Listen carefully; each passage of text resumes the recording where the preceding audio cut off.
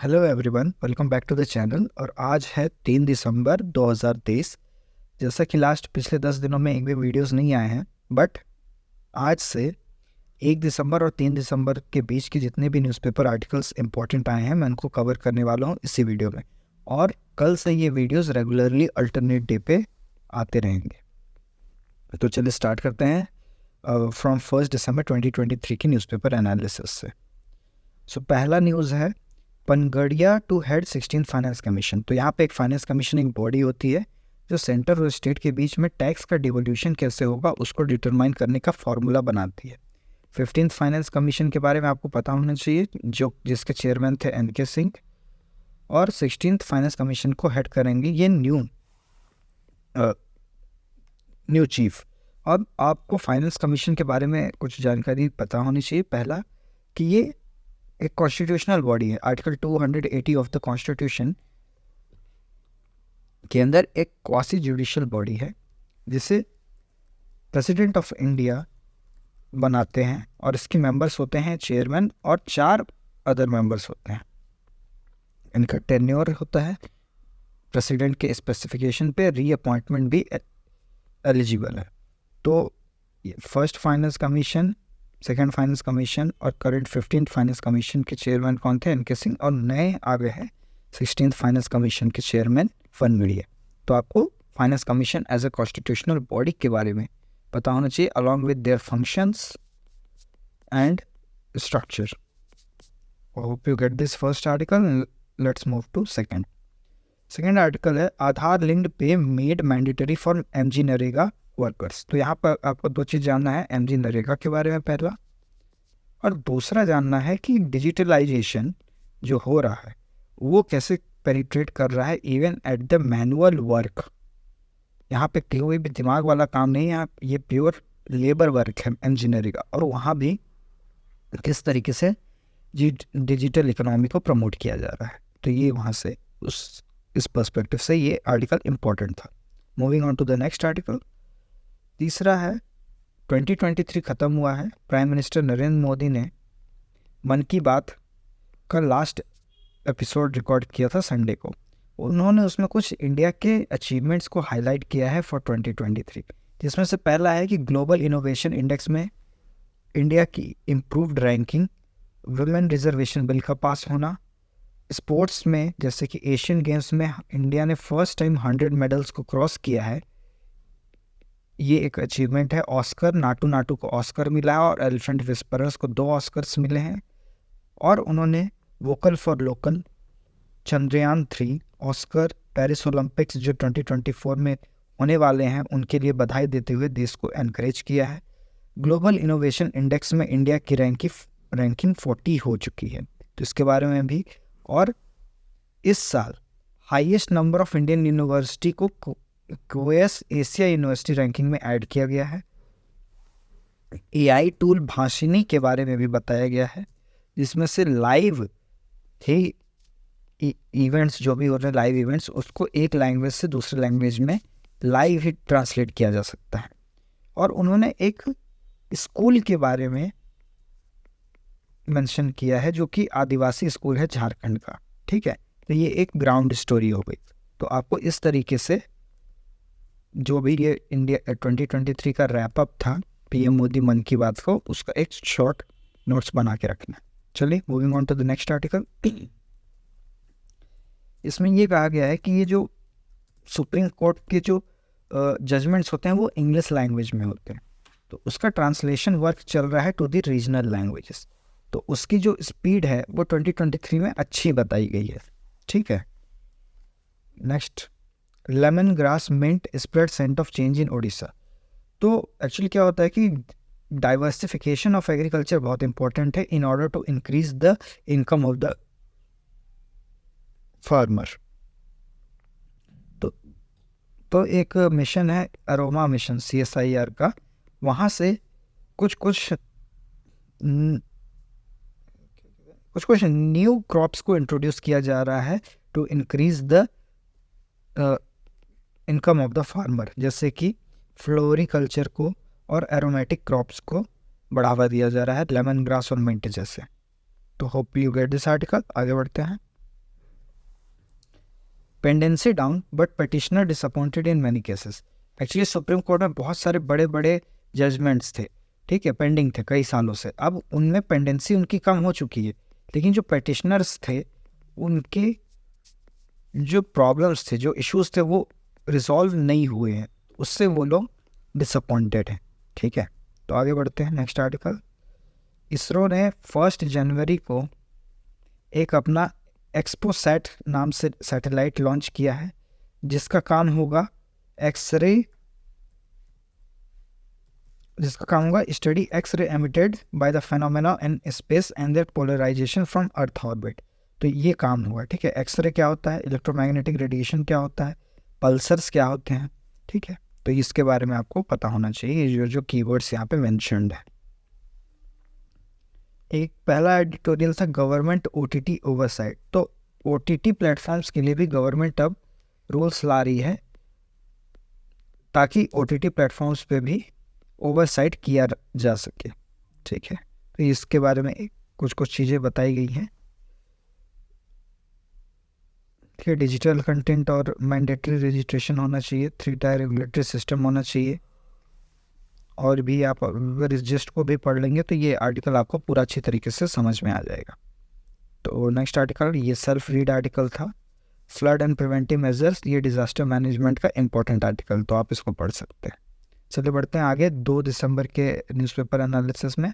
पहला वही है एक्सपोसैट, जो हमने डिस्कस किया लास्ट डे कि इसरो का ये लेटेस्ट लॉन्च है, ब्लैक होल्स और न्यूट्रॉन स्टार्स, सॉरी यहाँ पे न्यूट्रॉन स्टार होगा, न्यूट्रॉन स्टार्स को स्टडी करने के लिए बताया गया। तो आपको ब्लैक होल्स और न्यूट्रॉन स्टार्स के बारे में भी जानना चाहिए। और इस लॉन्च के बाद इंडिया सेकेंड नेशन बन गया है नासा के बाद, जिसका एक ये इस तरीके का कोई ऑब्जर्वेटरी होगी स्पेस में, ठीक है। Tribal community in news, Hatti community, ये बहुत इंपॉर्टेंट है। Hattis from which state, from Himachal Pradesh, और इनको रिसेंटली ही एसटी स्टेटस मिला है। अब एसटी स्टेटस कौन ग्रांट करता है, प्रेसिडेंट, ठीक है, ये आपको पता होना चाहिए। President is the authority for granting the ST tag for the हट्टीज।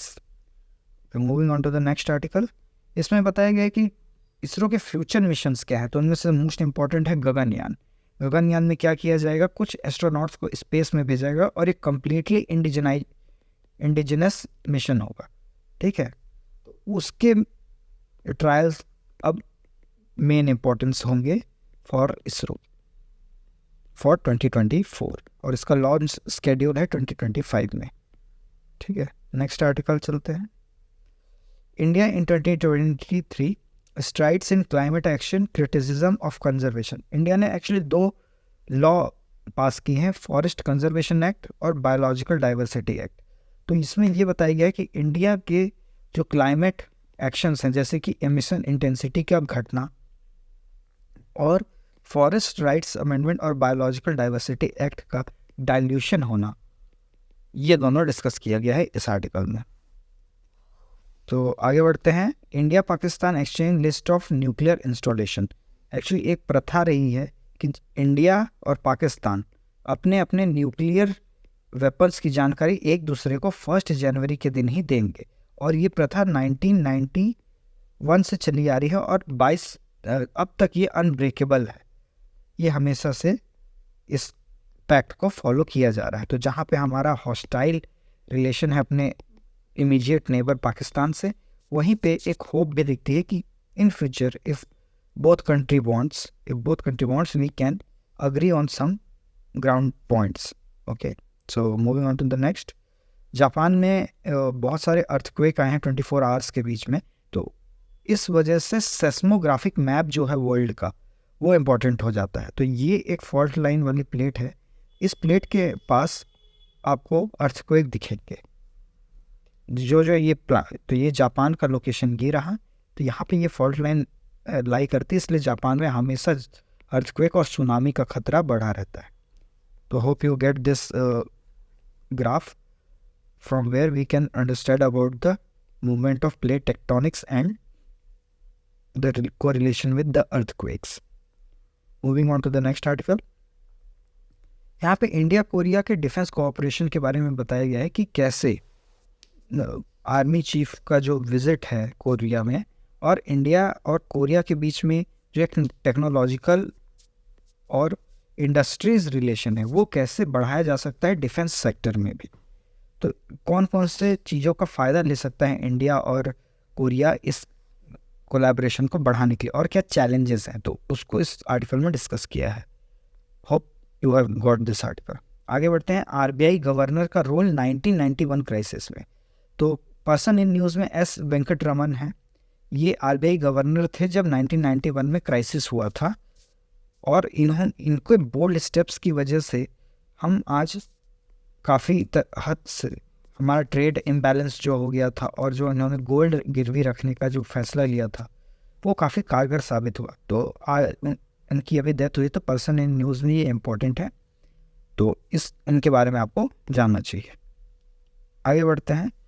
Radio carbon dating, ये बहुत ही इम्पोर्टेंट आर्टिकल है। कार्बन डेटिंग मेथड जो है, जिससे पता लगाया जा रहा है कि डायनासोर के जो एग्स मिले हैं वो कब कितने साल पुराने हैं। कोई मूर्ति मिली है वो किस साल की है। तो इस रेडियो कार्बन डेटिंग का जो टेक्नोलॉजी है वो क्यों इम्पोर्टेंट है, तो ये आर्टिकल बहुत अच्छा था। आगे बढ़ते हैं 3 जनवरी के न्यूज़पेपर एनालिसिस पे। जो हिट एंड रन लॉ आया है, भारतीय न्याय संहिता जो नया कानून बना है क्रिमिनल लॉज, उसके प्रोटेस्ट में ट्रक ड्राइवर्स ने हड़ताल कर दी है पूरे देश में, और मिनिस्ट्री ऑफ होम अफेयर्स ने उनको आश्वासन दिया है कि हम अभी इसको आपसे पूछ के ही इसमें कुछ करेंगे। तो यहाँ पे 2 बातें समझ में आती हैं। पहला गवर्नेंस की बातें, और दूसरा लॉ मेकिंग और स्टेक होल्डर्स के बीच में जो लॉ मेकर्स और स्टेक होल्डर्स के बीच में जो गैप है वो कैसे बढ़ता जा रहा है। तो यहाँ पे डेमोक्रेसी में डेलिबरेशन एंड डिस्कशंस बहुत इंपॉर्टेंट होते हैं। जब ये कानून पास हुए तब 150 MPs सस्पेंडेड थे फ्रॉम अपोजिशन। अपोजिशन का मेन काम होता है जो सरकार जो कानून ला रही है उनके अकाउंटेबिलिटी और ट्रांसपेरेंसी को मेंटेन रखना।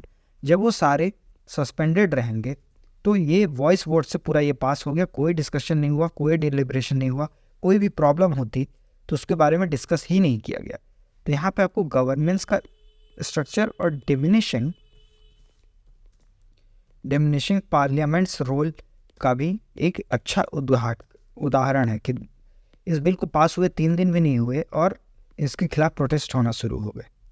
तो ये यहाँ पे लॉ मेकर्स और स्टेक होल्डर्स के बीच का जो गैप है उसको दर्शाता है। Hope you get this article. आगे बढ़ते हैं। तो होम मिनिस्टर अमित शाह ने कहा है कि जो काउंटर टेरर ऑपरेशंस हो रहे हैं उसको एक जो प्रोसीजर ले डाउन किया गया है by ministry of home affairs और जो डिफेंस और आर्मी की तरफ से, उसको पूरा फॉलो करना चाहिए। तो ये कि इंटरनल सिक्योरिटी की तरफ से आर्टिकल था, और इसका मेन एम है to eradicate all form of extremism from Jammu and Kashmir and make it a peaceful state of India.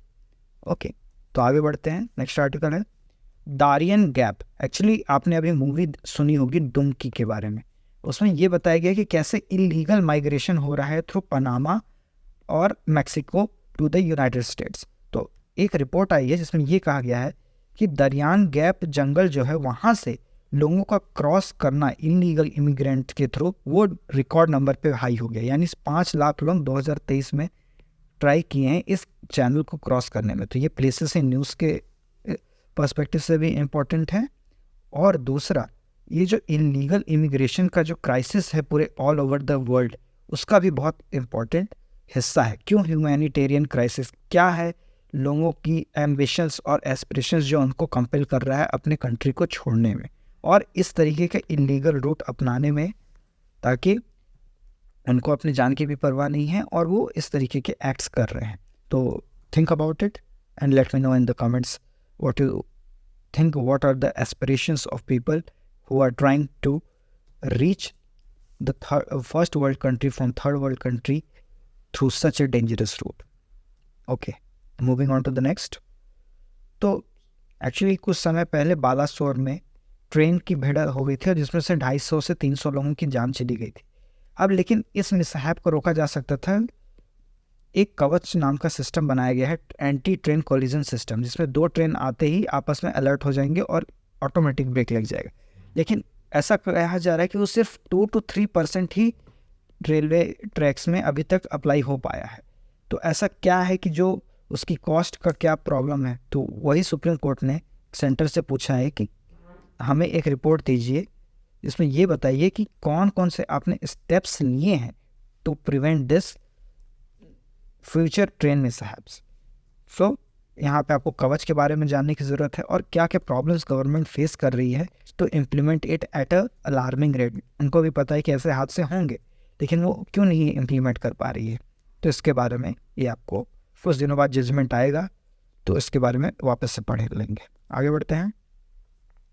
Indonesia में एक माउंट लेवोटोबी लाकी एक वॉल्केनिक आइलैंड है जो एरप्ट हुआ है। तो ये प्लेसेस इन न्यूज़ के पर्सपेक्टिव से इम्पोर्टेंट है। नेक्स्ट आगे बढ़ते हैं।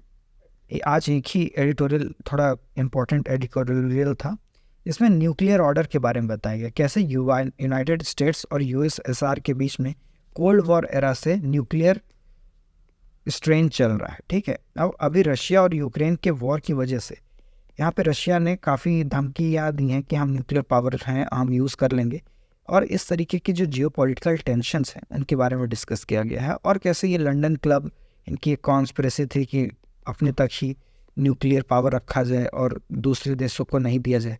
और वहीं पे इंडिया का क्या रोल था 1971 में नॉन प्रोलिफरेशन ट्रीटी को न साइन करना, और ये सब बातों को इस आर्टिकल में बताया गया है।